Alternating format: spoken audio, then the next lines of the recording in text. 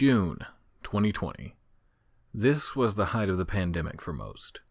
We were unsure what was going on and if it was going to get worse. Most of the world was indoors, in quarantine, no contact orders, social distancing, masking up. We didn't need more worries. Then, strange packages started arriving on people's doorsteps.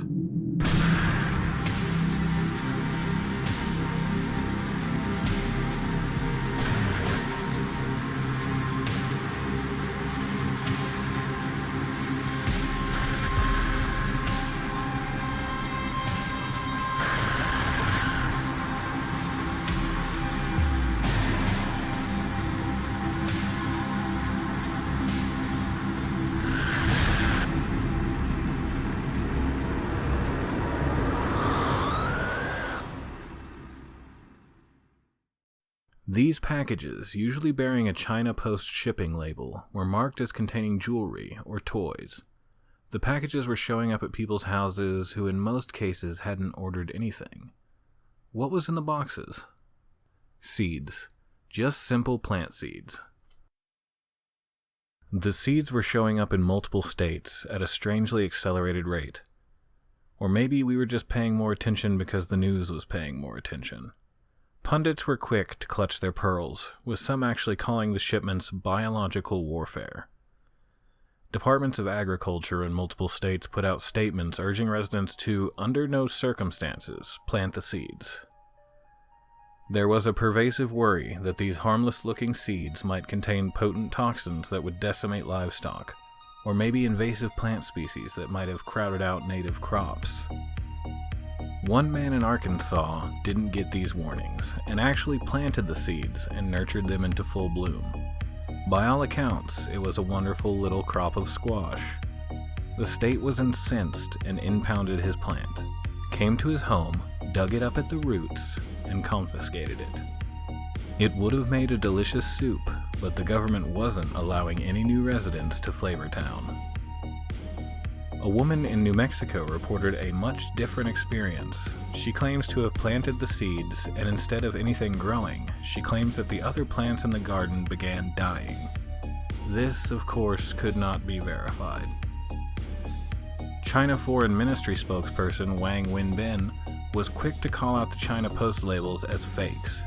He stated matter-of-factly that the China Post does not allow seeds to be shipped. In other countries, these same seed packets were sent with labels from places like Singapore. It seems they honestly could have come from anywhere. As time went on, more and more state agricultural offices sent out the steps that could be taken to turn in the offending seeds to authorities. Complicated double bagging procedures and warnings to not even touch the seeds without gloves were the norm. No one ever died from the seeds, and as far as I can tell through my research, the seeds never caused a verifiable, documented problem. Nevertheless, the seeds were collected and sent to labs for testing. Tests were done on the seeds and found that they were just regular seeds. At the beginning of the whole fiasco, while states officials were looking at these plants as some sort of state-sponsored eco-terrorism, some pointed to a far more likely scenario: brushing. Brushing is when a seller on an e-commerce site boosts their ranking by falsifying reviews and sales. Mailing cheap products to unsuspecting customers is one way to do that. The practice is common in China. Some remain not so sure. Just as soon as the mysterious seeds started showing up, it all ended. You no longer see huge media pieces about mysterious seeds from China. It still happens, make no mistake. Every day people are receiving mysterious seeds in the mail. The news has just moved past caring. They were obviously harmless.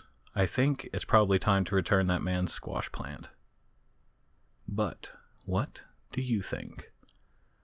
Were the seeds clandestine warfare, or just a desperate e-commerce seller looking to boost their rating and not realizing the trouble they were causing? Let me know in the comments or on Twitter @Unsolved.